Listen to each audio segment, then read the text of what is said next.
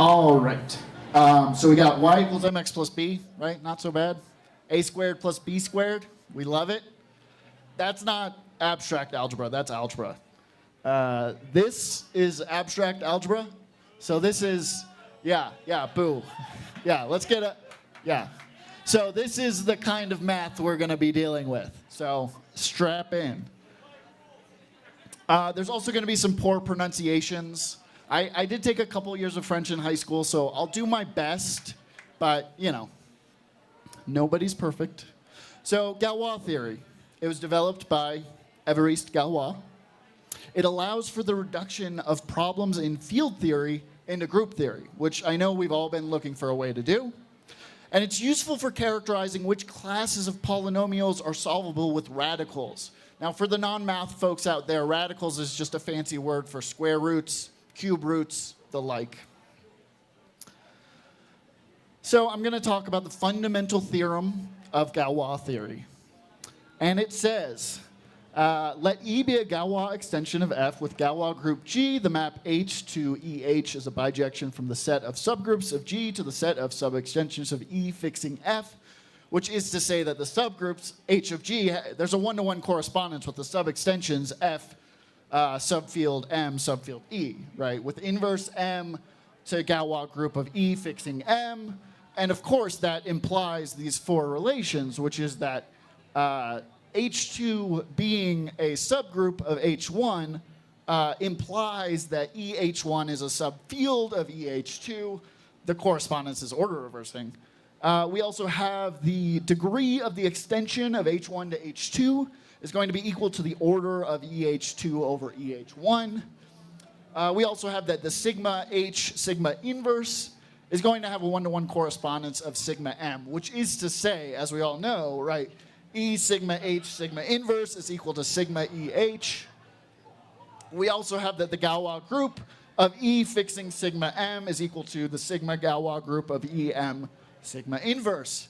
We have one more relation, right, which is that H is normal in G if and only if EH is normal, hence Galois, over F, in which case the Galois group of EH fixing F is isomorphic to G fixing H. So, any questions so far? Okay, cool. What does that actually mean? Yes.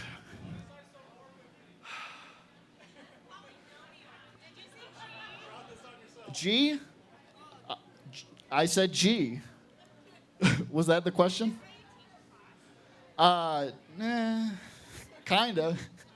Isomorphic means that you're testing me.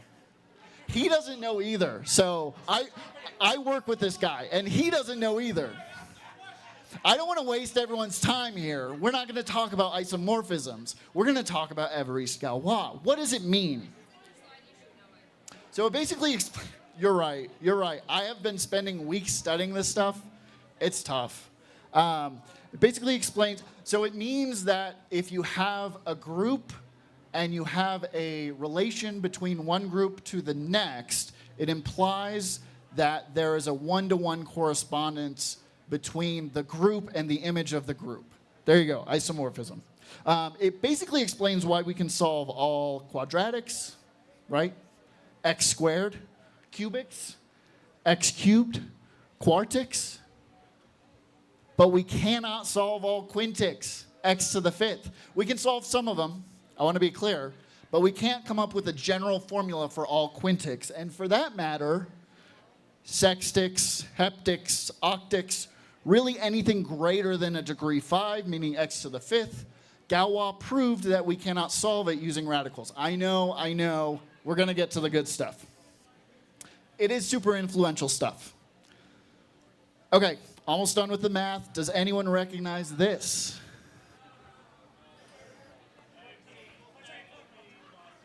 Well, okay, we're singing it, but what is it called?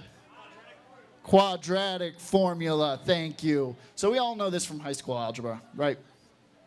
Now, you may or may not have in high school algebra or in college algebra, you may or may not have demonstrated how to derive the quadratic formula. Now, it's really not that difficult to do. It's a high school exercise. You can see it takes about 5 lines of algebra. Not too bad. But Galois proved why it works, right? So we knew the how, he proved the why. I want to frame the importance of Galois among some other mathematicians we may know. We got Isaac Newton. What did he do? Apple. So he, quote unquote, discovered gravity. We know him as the inventor of calculus. He wasn't the only one. We have Leibniz. They kind of developed it around the same time. We got Euclid. Ever heard of him? So Euclid is the namesake of Euclidean geometry, which says that 2 parallel lines will never meet. It says that a straight line is the shortest distance between 2 points. It says that the angles in a triangle add up to 180 degrees. This dude was important. You might have heard of Pythagoras. A squared plus b squared equals c squared. The reason I've got him so small is because we don't know that much about this guy. We don't know if he actually did any of the things that he's credited with. He's kind of one of these apocryphal figures who, you know, maybe his students figured this stuff out, maybe his teachers figured it out. And in China, India, Egypt, the Middle East, they were doing the Pythagorean theorem anyway. So, Eurocentrism. And of course, we got other names. We got Euler, Fourier, Taylor, Cauchy, Ramanujan, Einstein, Green, right? I would put, these guys might be at the top. I would put Galois 1 level below. So pretty important. And just a couple things that he did. We got the rings, the modules, Galois theory. So who is Galois? This was my question. So this is the stuff I was studying late at night. And I thought, I see this guy's name all the time. Who is this guy? So I looked him up. And it might be hard to read from back there. So it says a portrait of Évariste Galois aged about 15. I thought, why did they use a portrait from when this guy was 15? That's weird. Well, it's because he died at the age of 20. So again, this guy, you know, had all those accomplishments that you saw before by the age of 20. Cause of death, gunshot wound to the abdomen. Okay? And his alma mater, he went to the École Préparatoire. No degree. So he was a college dropout who died of a gunshot wound to the abdomen at the age of 20. And he made all those important discoveries. We got to talk about this guy. He's the most badass mathematician of all time, in my opinion. So let's talk about his early life. Number 1 in my friend's heart. Excellent. Galois was born in 1811 in France. I probably should have included that. We're buffering.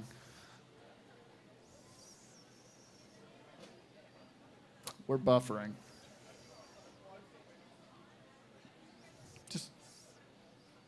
How's everyone doing tonight? Galois. Okay, so Galois' father was a liberal Republican political leader. Now let's put this in context. Obviously, in modern U.S. terminology, liberal and Republican are contradictory. But remember, we are in post-revolutionary France.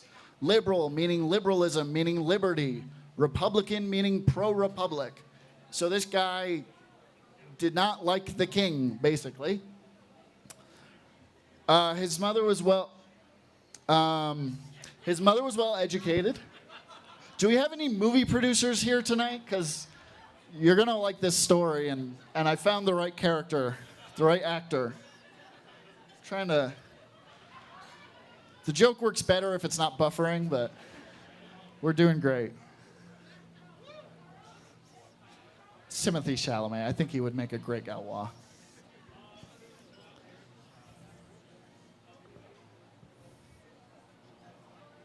Okay. I mean, look. Do you see that? He would, yeah. He would. And once you hear the story, you'll be like, well, they got to make a movie out of this. All right. So by the age of 15, he was reading papers by Joseph Louis Lagrange, who is a significant character in the world of calculus, analysis, number theory. He, in fact, was one of the important figures in getting the metric system into France. Very important mathematician, and this dude was reading him at the age of 15. This is graduate level stuff.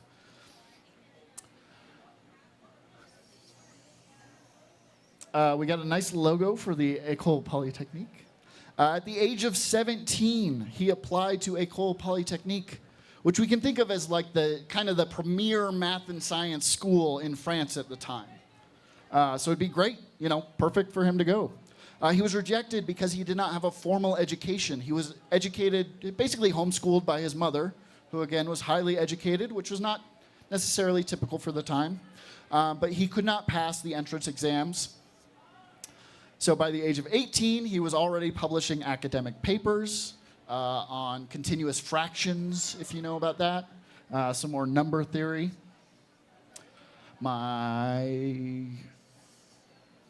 Trust me, at the age of 18, he was publishing papers.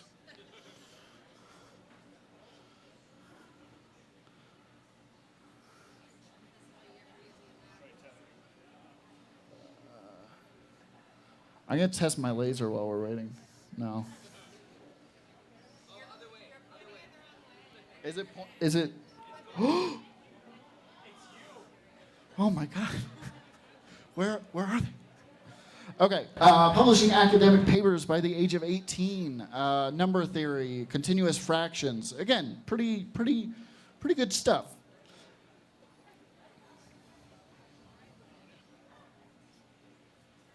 We're doing our best, folks. Thank you so much to Nat and the folks running Nerd Nite. Okay, so at this time he was making fundamental discoveries in the theory of polynomial equations, just like casually. This 18-year-old who again is not in school, he's just doing this because he's so good at it, I guess. So next we have the Academy of Sciences.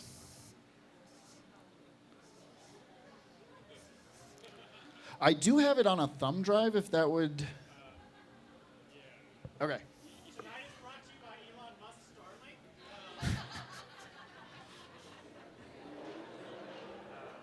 Starlink. Should I soldier on, or? Okay. So around this time, again, this dude is 18. He's submitting research papers to the French Academy of Sciences. Thank you and happy theraping. I've been Dr. Natalie Price.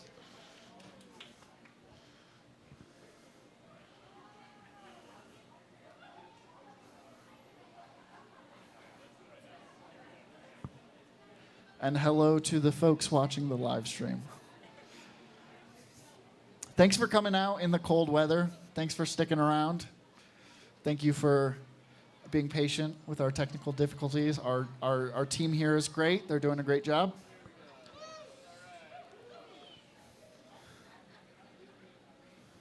Very good. Cool.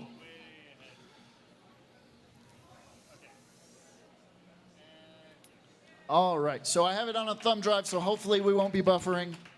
Thank you so much. You're doing great. All right, so he submits 2 papers to the Royal Academy of Sciences. Now, remember what this dude's dad was all about. He was anti-monarch, and the Academy of Sciences was run by the monarchy, so we might run into some conflicts. Stay tuned. Papers were judged by Augustin Louis Cauchy, who, again, significant guy in the world of calculus, number theory, complex analysis. Maybe you've heard of him. Historians generally consider that Cauchy would have recognized the importance of the papers. He was a smart enough dude, and Galois was making important enough developments in math that Cauchy would have understood what was so good about these papers. But he rejected Galois' submissions for reasons that have been lost to history. I don't know if it's because he worked for King Charles X. Maybe, maybe not. I'll leave that up to you. So dude is still age 18. Here's where that trigger warning comes in. Galois' father, while Galois is 18, dies by suicide after what historians call a bitter political dispute with a village priest. So take that for what you will. Within a week of his father dying by suicide, Galois tries to apply to the École Polytechnique once again. He is rejected again. Now, this time, historians believe it was because he was overqualified, because he was making claims that the person giving the exam couldn't understand. So they thought he was unhinged. Meanwhile, he was just, decades ahead of what the academy was capable of. So instead, he enrolls in École Normale, which we might compare to like a state school, right? So not bad, still going to school. In 1830, dude is still 18 years old, and then he turns 19.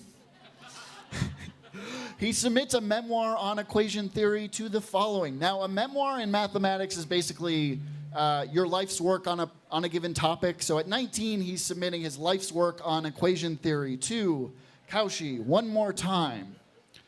Denies him. Joseph Fourier, who you may know from calculus, Fourier analysis, Fourier transform, Fourier series, and Fourier dies, and the memoir is lost to time. So we actually don't have that document because Fourier died with it. And presumably they buried Fourier with it. I don't know. During this time, he publishes 3 more research papers, which are to this day considered important when it comes to polynomial theory, equation theory. Still doing great research. These papers include the foundations of Galois theory, which again was that really complicated definition that I gave you earlier. And remember, this is in the 1800s. We're talking 1830. This dude was doing that level of math. No calculator, no computer. He barely would have had access to a library. I mean, he would have had access to the Normale's library, which wouldn't have been as good as the Polytechnique's library. Meanwhile, there's some political turmoil. So we're 1830s in France. It wasn't great. So by 1830, the Liberal Party becomes the majority. Again, in this case, liberal just means anti-monarch, pro-liberty, pro-people. In response, King Charles X issues the July Ordinances, which, among other things, suspended the freedom of the press, super cool, excluded the middle class from future elections, either running or voting. So really clamping? Clamping? Is that the word? Clamping down? Is that the word we use? What a weird word. Clamping down on, the freedoms that we fought so hard during the French Revolution to get. So the liberals engage in the Second French Revolution, also known as the July Revolution, also known as the French Revolution of 1830. And King Charles is overthrown, and in his place, Louis-Philippe takes the throne as the penultimate French monarch. So we are post-First Revolution, but we're still a monarchy. Louis-Philippe is a little bit more liberal, a little bit more pro-people, but he's still a king. This was the end of hereditary rule, meaning it wasn't just passed on from person to person. This is popular sovereignty, so in theory, he had the consent of the governed, although he was a monarch, so who knows? So students from the Polytechnique participated in the revolution. They were allowed to go out. They were allowed to overthrow the king. But students from the Normale, where Galois was attending, were prohibited from revolting. So Galois wrote a scathing letter to the school paper criticizing the director and saying that we students should have the right to go out, protest, revolt. It was a little past protesting at this point. And the director didn't like that, so they expel him. But before he's expelled, he's just like, okay, I'm out of here. So he drops out of school. Again, college dropout. He immediately joins the Republican National Guard. One more time, Republican just meaning pro-republic, anti-monarchy. National Guard so basically just a militia against the monarchy. And this whole time he's still doing research. So he's still writing papers, we still have journals and letters from him, all while he's just, fighting the Second French Revolution. His participation in the revolution does get him into trouble. Does anyone know who this character is? Okay, this is Alexandre Dumas, who is the author of Count of Monte Cristo, Three Musketeers. You'll see why he's important in a second. So at the age of 19, again, I cannot stress enough, this dude is a teenager. He basically exploded equation theory. He answered questions that had been open for 300 years. He finally solved these questions, and he's participating in the Second French Revolution. He's a teenager.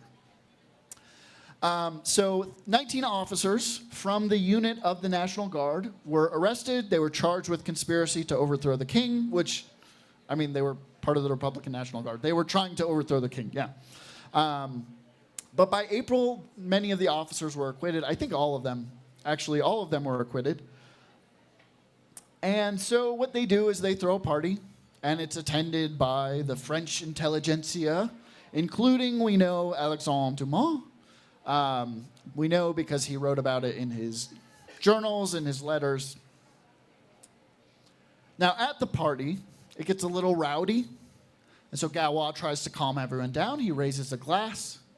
And he says to Louis Philippe, who again is the more liberal monarch, but still a monarch. Now, it is claimed that while he is making this toast, he is holding a dagger above the cup, which is interpreted as a threat to the king's life. So he's arrested the next day. But he was acquitted in June. Historians believe it was because, again, this dude is a teenager. So they took it easy on him. They acquitted him. That's not the end of it. He can't help but get into trouble. So Bastille Day, July 14th, 1831. He attends a protest. He is in uniform of the Republican National Guard, which is not the smartest thing considering that so many of the officers had already been arrested for conspiracy to overthrow the king. But he's in uniform. He's got pistols. He's got a rifle. He's got a dagger. The monarchy did not like this, as you could imagine. So they arrest him. They throw him in jail. While in jail, this dude, who I will remind you, is 19 years old. He might be 20 by this point, but he's young. He gets drunk for the first time ever. It does not go well. He tells his fellow inmates, "I will die in a duel on the occasion of some low-class coquette." Coquette is the word that he used. Maybe he meant it derogatorily, maybe not. Unclear. Then he tries to kill himself. Yeah, another suicide. This guy, questionable. The inmates don't let him kill himself. Because I guess that's just what we do when people try to kill themselves. We try to stop them, which we should, right? We should do that. We thank those inmates. And the whole time he's still writing papers, still just making discoveries. Again, I need to reiterate, no calculator, no computer, no Desmos, no AI, no Wolfram Alpha. He probably didn't even have textbooks in jail. He was probably, like, all this stuff was just off the top of the dome. Now, he's released from prison April 29th, 1832, at the age of 20. Now, I will remind you, at the beginning of the presentation, I did mention that he died at the age of 20, so we're getting there. And I will also remind you that in jail, he said, "I will die in a duel." So we might be able to guess what happens next, because dude gets out of jail. He has his final night. Now, this might be apocryphal. We don't really know how true this story is. You know, it might be a little exaggerated in the annals of math history. But May 29th, 1832, a month after he is released from prison, he stays up all night writing letters to his Republican comrades. Now, does anyone know who this fine gentleman is? If you don't know Dumas, this guy is Auguste Chevalier. Yes. So he was a botanist, and he used the French Empire to study botany. He went to Africa, he went to Asia, he went to South America. So Galois, who is homies with Chevalier, writes a letter collecting his life's work. This letter has been described by Herman Weil as perhaps the most substantial piece of writing in the whole literature of mankind. And I know what you're thinking, why should I trust Herman Weil? Herman Weil is the dude who came up with the idea of a wormhole. So you're a physicist, you might know this guy. Nope, okay, cool. A very important physicist, mathematician, scientist in his own right, and he calls these letters to Auguste Chevalier, detailing Galois' life's works. He calls these perhaps the most substantial piece of writing in the whole literature of mankind. Pretty high praise coming from the dude who came up with the idea of a wormhole. I think he called it a one-dimensional tube. Later, they decided to call it a wormhole, but, you know. So, the day after his final night, we have the duel, May 30th, 1832. The motive remains unclear. You know, in prison, he did say, on the occasion of some low-class coquette. That's my best translation. You can look up the French yourself and see what you think he said. But the motive remains unclear. We think it had to do with a woman. According to Galois' cousin, the duel was with a supposed uncle over a supposed fiancé. Again, not a lot of information there. There's some information. It might be an uncle and it might be a fiancé, but we don't really know. My guess based on what I've read is uncle in the term of like your dad's friend who is an uncle, not really your uncle, but you know, a family friend kind of guy. And in fact, we don't know who the uncle is. Dumas had an idea of who the uncle might be. Different historians have different ideas, but there's just not really a consensus on who the uncle is. Shot in the abdomen. Remember from the beginning, he was shot in the abdomen. And he was left for dead by his killer, uncle, and all of his comrades. They just kind of abandoned him. They just let him die. He was picked up by a farmer the next morning who was just like going to town and found this dude dying. The funeral. So fortunately for us, Galois was buried in the Montparnasse Cemetery in Paris. Now, this cemetery is the resting place of some very famous names: Simone de Beauvoir, Samuel Beckett, the Irish poet, Jean-Paul Sartre, the philosopher, Man Ray, a Dadaist visual artist. So, you know, the French intelligentsia. If you were anyone in France at this time, this would be where you were buried. And so, you know, of course, Galois gets buried in a pauper's grave, which is to say a mass grave that was unmarked. No one actually knows where his body is. They know it's in this cemetery, but he didn't have a headstone. They just kind of threw him in a hole with a bunch of other poor people, poor revolutionaries, liberals. And the funeral ended in a riot, as he would have wanted. In summary, Évariste Galois, he was an anti-monarchist revolutionary. He was killed by his uncle in a duel over a woman at the age of 20. And he is one of the most important mathematicians of all time. Thank you.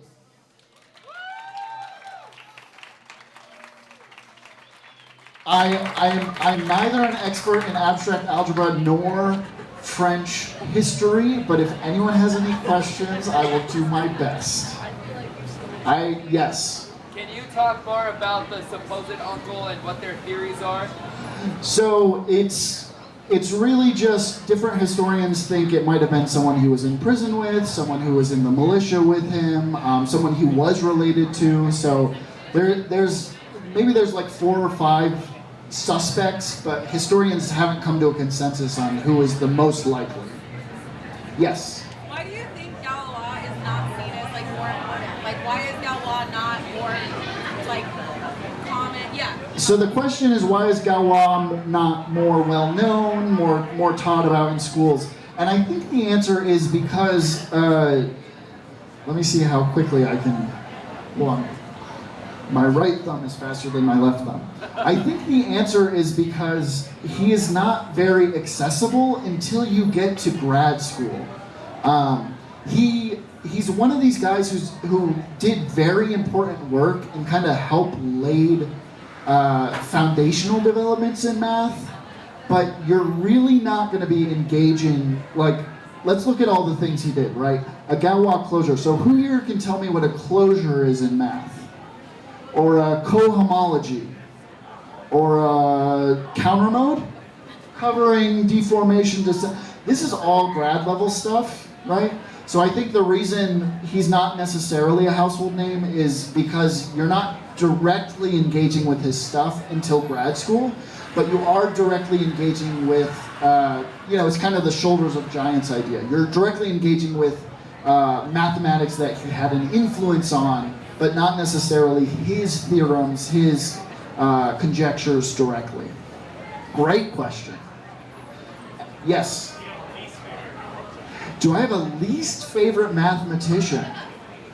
It might be Pythagoras. Because Pythagoras, for those of us who don't know, Pythagoras was a cultist. He had a cult, and they worshipped numbers. And I'm pretty sure there was some. It's been a while since I've researched the cult of Pythagoras, but I think part of the hazing process was, some non-consensual stuff. They weren't great to each other, and they weren't great to other people.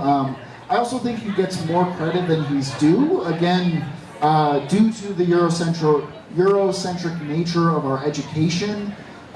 What is known as the Pythagorean theorem was actually, discovered by pretty much every culture that was doing math at the time. It just so happens that he's the dude from Europe who was doing it. And again, we don't even know if he was. We don't know if it was his student or his teacher. Pythagoras might be, it's not that he's my least favorite, but I think he's kind of overrated. But he was also a weird dude. They were into that cult, look up the cult of Pythagoras. They were into some weird stuff. There might have been some animal stuff. Can you talk on him sometime? I would love to do a talk on Pythagoras and the cult of Pythagoras. I think that's a great idea. Would you have me back? Thank you. Okay, any other questions? These have been great questions. Well, thank you so much. Thank you, Dr. Price. Thank you, Nerd Night. And I will hand the mic over. I would like to remind everybody that 40 is the new 20, and we are in Albuquerque, so it's not too late for you to find your own theorem and then get shot in the stomach, and you could be famous too.